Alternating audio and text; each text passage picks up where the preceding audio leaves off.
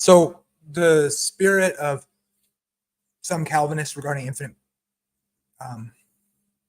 damnation and the whole comparing it to giving up to Molech your kids in the breasts, whatever, the sacrifice where you burn your babies alive. They would play the drums to drown out the screams or whatever, all that sort of nasty stuff.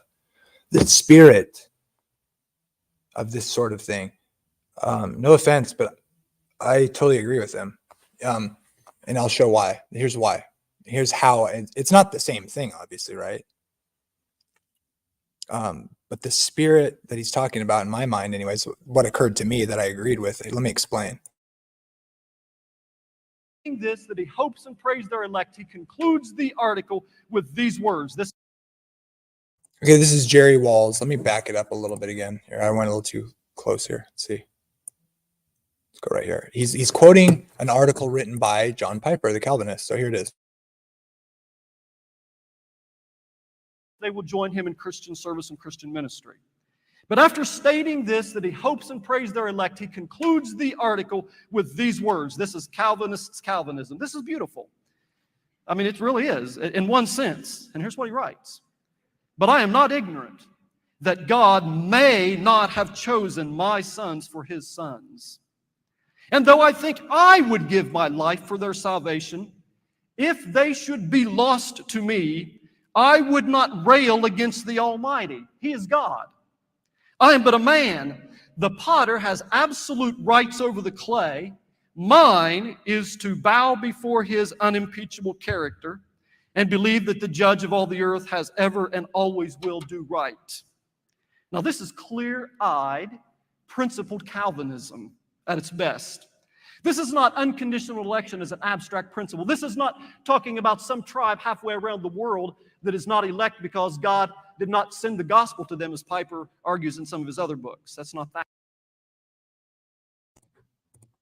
There is no way to accept God determining before your kids did anything good or bad before they were born to be elect or not. There is no the judge of the earth will do right. Now, unless you believe in free will where people have salvation available and they choose not to take it and they reap the consequences of not humbling themselves to God, and therefore God taking everything into account, presumably, in such a way that when he explains to us why people are lost and etc., we have faith that we will say the judge of the earth has done right because we have been made in his image and we are capable of come let us reason together, says the Lord. And we know who God is and demonstrated by Jesus, who weeps over those who would not come to him so that they would have life, who says, the one who caused little ones to stumble, meaning influence them, those people are evil and bad. And if God determined all those things, well, by implication, God would be evil, according to Jesus and according to the Torah. And according to reason, if your loved ones are damned and you accept that they were chosen by God for the fires of hell before they were born or made any decisions or did anything good or bad, there's nothing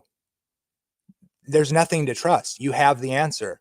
God determined some people before they done anything good or bad for his glory to be damned. And if they're your children and you're not happy and you're fine with that, you are not pious, you are sick. And you have a type of spirit that is willing to give up your children and falsely, in a false piety, think you are being doing the right thing within your disposition towards God. And I'm sorry, but you can't truly understand who God is or love God in the full way you should if you believe that God is like that, in my opinion. Sorry, that's not the greatest possible being. There is no, here, God, I'll tell you what you believe. God's had to be glorified in such a way that your child was chosen to be, especially if you live in eternal torment, you're crazy already, in my opinion. Not literally, but you're mixed up. But yeah, so that is the same kind of spirit. A willingness to compartmentalize the idea of God having a purpose for your child without any hope of salvation, to be damned and tortured forever by decree before they did anything good or bad. And that is the same kind of spirit of someone willing to sacrifice a true heart of love to a God that doesn't exist in order to have a false veneer of piety. And it's actually sad, in my opinion, from my perspective. I'm just being real with you. It's sad that some part of you thinks that's pious or good, when we know who God is based on who Jesus is. And so we don't have to believe such nonsense. So God bless.